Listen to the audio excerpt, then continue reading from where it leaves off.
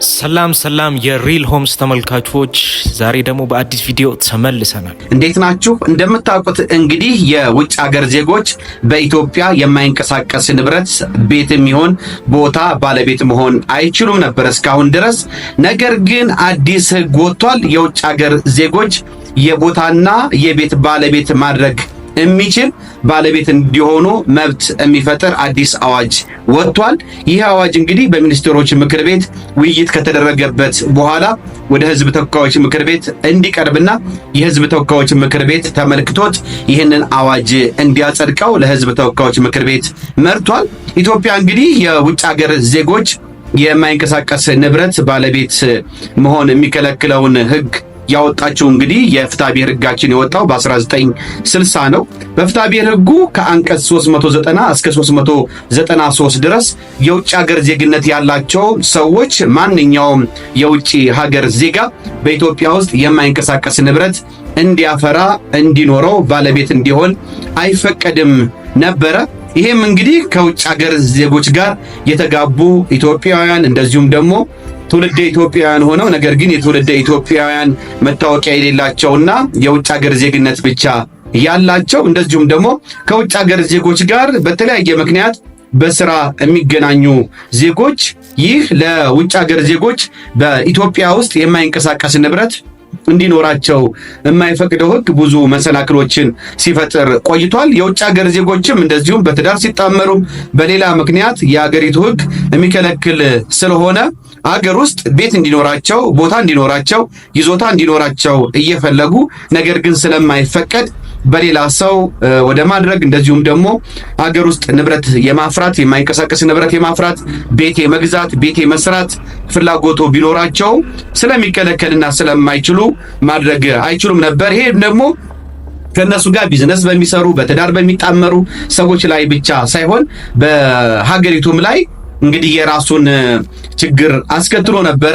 እንግዲህ የሚኒስትሮች ምክር ቤት ምንድነው ያለው? ይሄንን በአዋጅም ሲፈቀድ የዜጎች ወይም ደግሞ ኢትዮጵያውያንን የንብረት የማፍራት መብታቸውን በማይጎዳ መልኩ ችግር በማይፈጥር መልኩ ለውጭ ሀገር ዜጎች መፈቀዱ የራሱ የሆነ አስተዋጽኦ ይኖረዋል ነው ያለው። እንግዲህ ለውጭ ሀገር ዜጎች የማይንቀሳቀስ ንብረት ቤትና ቦታ እንዲኖራቸው ባለመብት እንዲሆኑ መፈቀዱ ብዙ ጥቅሞችን ያስገኛል ነው የተባለው። ከነዚህ ጥቅሞች መካከል እንግዲህ አንደኛ የውጭ ሀገር ዜጎች በኢትዮጵያ ውስጥ የማይንቀሳቀስ ንብረት እንዲያፈሩ ከተፈቀደና በዚህ ላይ ተሳታፊ የሚሆኑ ከሆነ የካፒታል ፍሰት ወደ ሀገር እንዲመጣ ያደርጋል። ያም እንግዲህ የካፒታል ፍሰት እንዲኖር ያደርጋል። ያም ሀገሪቱ ተጠቃሚ እንድትሆን ያደርጋታል። በሌላ በኩል እንግዲህ የቤት ልማቱን ያነቃቃል። እንግዲህ በሪል ስቴት ልማት በሌላም የቤት ልማቶች የሚሳተፉ የውጭ ሀገር ዜጎች በሚኖሩበት ባለመብት ባለቤት ከሆኑ በሚኖሩበት ወቅት እንግዲህ በሀገር ውስጥ ያለውን የቤት እጥረትም ይቀንሳል፣ እንደዚሁም ደግሞ የቤት ልማቱን ያበረታታል ነው የተባለው። በሌላ በኩልም እንደዚሁ ከካፒታል ፍሰቱ በተጨማሪ ለሀገር ውስጥ ዜጎች የስራ ዕድልን ይፈጥራል። ይሄም ትልቁ ነው። ለምን ትላልቅ የውጭ ሀገር ኩባንያዎች እና በቤት ልማት ላይ የተሰማሩ የሪል ስቴት አልሚዎች በሀገር ውስጥ በዚህ ቤት በመገንባት ቤት በመሸጥ ላይ የሚሳተፉ ከሆነና ባለቤት ከሆኑ የስራ ዕድል ከመፍጠሩም በተጨማሪ እንደዚሁም ደግሞ ኢኮኖሚው ላይ የራሱ አስተዋጽኦ ከማድረጉም በተጨማሪ እንደዚሁ የቴክኖሎጂ ሽግግር ያደርጋል። ለሀገር ውስጥ የሪል ስቴት አልሚዎችም የራሱን የሆነ ኤክስፒሪየንስ ተወዳዳሪነቱ እንዳለ ሆኖ ልምድ እንዲቀስሙ ልምድ እንዲወስዱ ያደርጋቸዋል ነው የተባለው።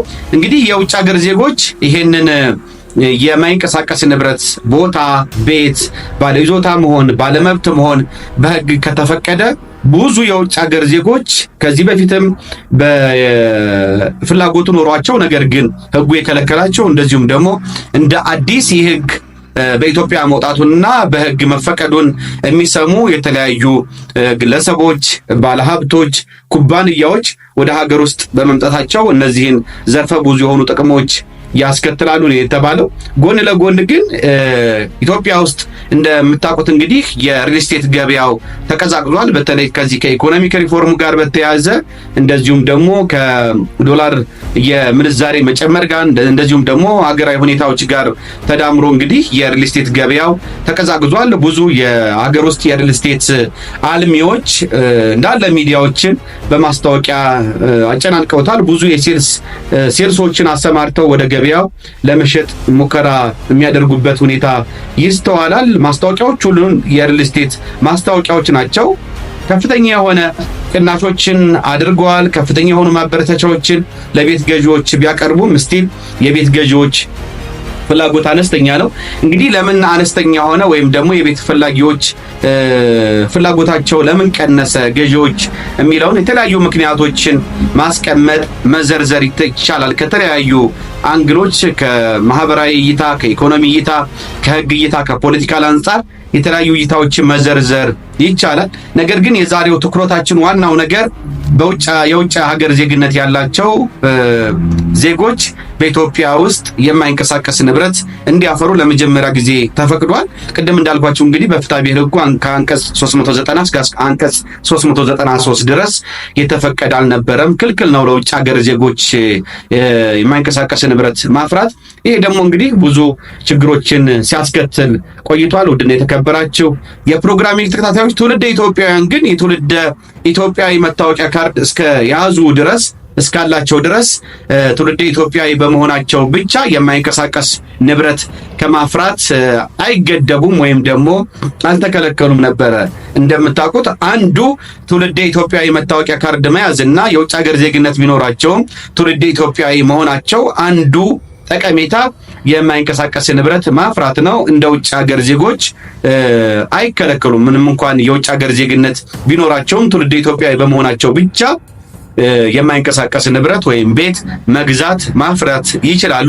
ነገር ግን ትውልደ ኢትዮጵያዊ ካርድ ማውጣትም ሳያስፈልጋቸው ለሌሎች ትውልደ ኢትዮጵያዊ መሆን የሚያስገኛቸውን ጥቅሞች ካልፈለጉት በስተቀር ትውልደ ኢትዮጵያውያን የውጭ ሀገር ዜግነትም ካላቸው በዚህ አዋጅ መሰረት እንግዲህ የማይንቀሳቀስ ንብረትን እንደልባቸው ማፍራት ይችላሉ።